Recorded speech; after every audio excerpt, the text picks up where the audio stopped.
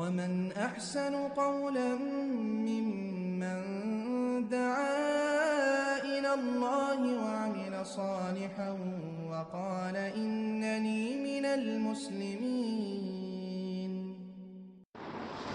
السلام عليكم ورحمة الله. بسم الله الرحمن الرحيم. الحمد لله رب العالمين والعاقبة للمتقين নবিয়না মুহাম্মদ ওয়া আলা আলিহি ওয়া আসহাবিহি আজমাইন। আম্মা বা'দ। আমরা যথারীতিভাবে ধারাবাহিকভাবে আলোচনা করতেছি শিরক। কারণ শিরক একটা মহাপাপ। শিরক অবস্থায় যদি কেউ মারা যায় তাহলে তার জন্য জান্নাত হারাম, জাহান্নাম তার জন্য বাধ্যতামূলক ওয়াজিব। তো সুতরাং আমাদেরকে শিরকের সংজ্ঞা, শিরকের প্রকারভেদ জানতে হবে এবং ছোট শিরিক বড় শিরিক সম্বন্ধে জেনে সেগুলোকে পরিহার করার জন্য সর্বাত্মকভাবে আমাদেরকে চেষ্টা করতে হবে।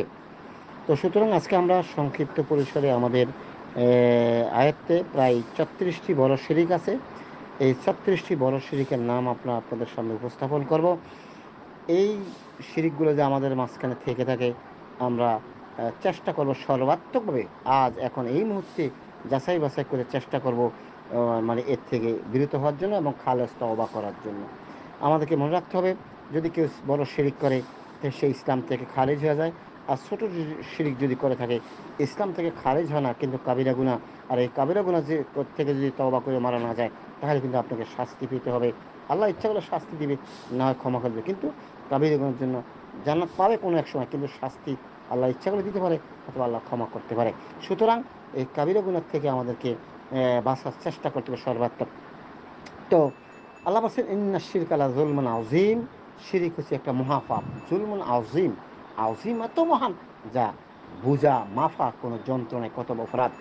তো সুতরাং আমরা চেষ্টা করব শিরিক থেকে বাঁচার জন্য। দেখুন আল্লাহ রাব্বুল আলামিন বলছেন মা খালাকতুল জিন্না ওয়াল ইনসা ইল্লা লিয়াবুদুন। আমি মানুষ এবং জিনকে সৃষ্টি করেছি আমার ইবাদত করার জন্য। দেখুন আল্লাহ কিন্তু ওখানে শর্ত করে নাই তোমরা আমার ইবাদত করবা, আমি তোমাদের খাদ্য বস্ত্র বাসস্থান দিব, এটা কিন্তু আল্লাহ বলে না। কিন্তু আল্লাহ বলছেন ইবাদত করবে, তো ইবাদত করলে আমার ইবাদত মানে কর্ম, আমার কর্ম করবে। তো আমার কর্ম করলে আমার বান্দাকে খাদ্য দিতে হবে, বাসস্থান দিতে হবে, ঘুমের ব্যবস্থা করতে হবে, চলার পোশাক সব দিতে হবে, কিন্তু আল্লাহ দিয়ে যাচ্ছেন। কিন্তু দেখেন যদি আমরা পৃথিবীতে কোনো কারো কাছে চাকরি করি, আর চাকরি ঢোকার আগে একটা শর্ত থাকে, তুমি আমার এই কাজ করবা, বিনিময়ে তোমাকে এত টাকা বেতন দিতে হবে, এত ঘন্টা ডিউটি করবা, এত দিতে হবে, তোমাকে থাকার জায়গা দিব, খাওয়ার জায়গা দিব, সব কিছু তোমাকে দিব, এইভাবে। কিন্তু কোনো কারণবশত যদি আমি চাকরিচ্যুত হয়ে যাই তাহলে কিন্তু আমার বেতনও শেষ, খাওয়া শেষ, থাকার সব কিছু বাসস্থান চলে যাবে।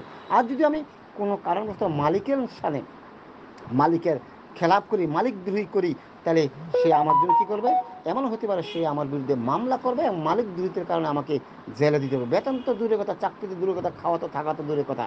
কিন্তু আজকে আমরা আশরাফুল মাখলুকাত, আমরা মুসলমান, আমরা আল্লাহর বন্দা হিসেবে দাবি করি।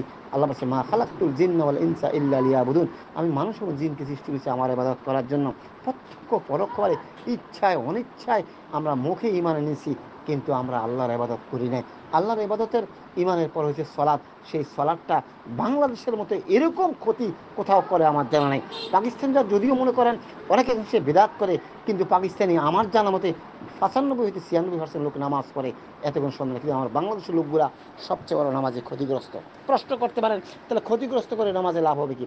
বিদ্যান্তের ফতোয়া হলো নামাজ না পড়ে একটা কাবিরা গুনাহ এবং কুফরি, এটা নামাজ না পড়লে কুফরি। কিন্তু সৌদি আরবে দেখবেন যারা আছেন, দেখেন সিগারেট খাচ্ছে, বাট মানে চলছে, এলো পাতারে চলছে, নামাজের টাইম হয়েছে, ফট করে মসজিদে ঢুকে গেছে। তাদের ধারণা হলো গুনাহ করছি তো ঘুরছি, আবার নামাজ না পড়ে আরেক গুনাহ করবো না, সেটা হতে পারে না, কারণ নামাজও চালিয়ে যাব হতে পারে। আল্লাহ বলছে ইন্না সলাতা তানহা আনিল ফাহশাই ওয়াল মুনকার। নিশ্চয়ই সলাৎ মানুষকে ফায়সা পাপাচার থেকে আল্লাহ বাঁচাইবে। তারা দেখেন এই কাজটা করে, কিন্তু দুর্ভাগ্য হলো সত্য কথা, আমাদের বাংলাদেশের মানুষগুলা মাসলা তো বুঝি না নামাজ নাই। আজকে দেখেন মানুষ অঘোর কঠোর পরিশ্রম করে, হাড় ভাঙ্গা পরিশ্রম করে, কি রিক্সাওয়ালা, কি ভ্যানওয়ালা, কি ইটের ভাটাওয়ালা, কি রাজমিস্ত্রি, সকলে কঠোর পরিশ্রম করে, কিন্তু নামাজের কথা বললে বিভিন্ন অজুহাত দেয় নামাজ পড়ি না। নামাজ ত্যাগ করা কিন্তু একটা কুফরি। সুতরাং এই যে আজকে আমাদের এই অধঃপতন, সেই জন্য দায়ী আমাদের বাংলাদেশের আলেম ওলামারা, কারণ নামাজকে কঠিন করে নিয়েছে। যাই হোক, ইমানের পর রয়েছে সলাতের স্থান, সেই সলাৎ না হলে সে কুফরি করলে সেই বিষয়টা আমাদের অনেকেরই জানা নাই। তো আসুন আমরা শিরিক বুঝি, বেদাত বুঝি। তো আমরা এত অপরাধ করার পরেও আল্লাহর ইবাদত, তাওহীদের পরে হচ্ছে সলাৎ, সেই সলাৎ আদায় করি না, আল্লাহর নাফরমানি করি। আল্লাহ বলছে এখানে যেও না, আমরা সেদিকে যাচ্ছি। আল্লাহ বলছে এই কাজটা করো না, আমরা সেই কাজটা করছি। রাসূল বলছে এই কাজটা করো না, এই কাজটা যেও না, সেটা আমরা করছি। তারপর কিন্তু আল্লাহ রাব্বুল আলামিন আমাদের রেশন, আমাদের খাদ্য, আমাদের পানি, আমাদের অক্সিজেন, আমাদের হাইড্রোজেন, আমাদের কার্বন ডাই অক্সাইড, আমাদের চলা, আমাদের শোনা, আমাদের দৃষ্টিশক্তি আল্লাহ কিছুই ছিনিয়ে নিয়ে যায় না, বন্দাকে দিচ্ছে। আর বলছে হে বন্দা ফিরে আসো, হে বন্দা ফিরে আসো। বন্দা আমি তোমাদেরকে অনেক ভালোবাসি, অনেক দয়া করে তোমাদেরকে বানাইছি। আমি লাকাদ খালাকনাল ইনসানা ফি আহসানি তাকবীর, আমি অতীব সুন্দর করে তোমাদেরকে বানাইছি, তোমাদেরকে আমি ভালোবাসি, তোমাদেরকে আমি জাহান্নাম দিতে চাই না। আসো, ফিরে আসো। অতি শেষ রাতে আল্লাহ রাব্বুল আলামিন শেষ আকাশে এসে দুই হাত সম্প্রসারিত করে ডাকে, কে আছো বিপদগ্রস্ত, কে আছো গুনাহগার, আসো আমার কাছে ক্ষমা চাও, আমি ক্ষমা করে দেবো। এত নাফরমানি করার পরে আল্লাহ সুযোগ দিছে। দুনিয়াতে কোনো লোকের কাছে যদি আমি মানে একবার চাই, দুইবার চাই, তিনবার চাই, সে আমার প্রতি নারাজ হয়ে যাবে। আর আল্লাহর বিষয়টা উল্টা। আল্লাহ বলছে বন্দা যদি চায় আল্লাহ খুশি হন, আর বন্দা যদি না চায় আল্লাহ নারাজ হন। তার মানে বন্দা যখনই গুনাহ করে আর আল্লাহর কাছে যদি কায়মন বাক্যে ক্ষমা চায়, আল্লাহ ক্ষমা করে দিবে। এত নাফরমানি করার পরও আল্লাহ রাব্বুল আলামিন আমাদের খাদ্য, বস্ত্র, বাসস্থান, থাকা, খাওয়া, অক্সিজেন নাই, কিচ্ছুই বন্ধ করেন না। সে আল্লাহ কত মেহেরবান, কত দয়াবান। তো সেই আল্লাহর সাথে আমরা নাফরমানি করছি, সে আল্লাহর সাথে আমাদের সে শিরিক করছি, সে আল্লাহর সাথে জুলুম করছি, কিন্তু আল্লাহ রাব্বুল আলামিন তারপর আমাদেরকে ক্ষমা করে দেন। তারপর আল্লাহ আমাদেরকে নগদ বিচার করেন না। কারণ রাসূল সাল্লাল্লাহু আলাইহি ওয়াসাল্লাম আমাদের জন্য দোয়া করছে যে আল্লাহ আমার বন্দাগুলো, আমার উম্মতগুলোকে নগদ দুনিয়াতে অপমানি লাঞ্ছিত করেন না। আল্লাহ পাক নবীর দোয়া কবুল করছেন। কিন্তু তারপরে এই অবস্থা যদি আমি শিরিক অবস্থায় মারা যাই, আমার জন্য জাহান্নাম অবধারিত। তো আসুন আমরা শিরিকগুলোকে জানার চেষ্টা করি, এগুলোকে পরিহার করি, তাওহীদ এবং সুন্নাহকে জানি, আপনি এগুলোকে আঁকড়ে ধরি। আল্লাহ পাক আমাদেরকে বোঝার তৌফিক দান করুক। আমিন।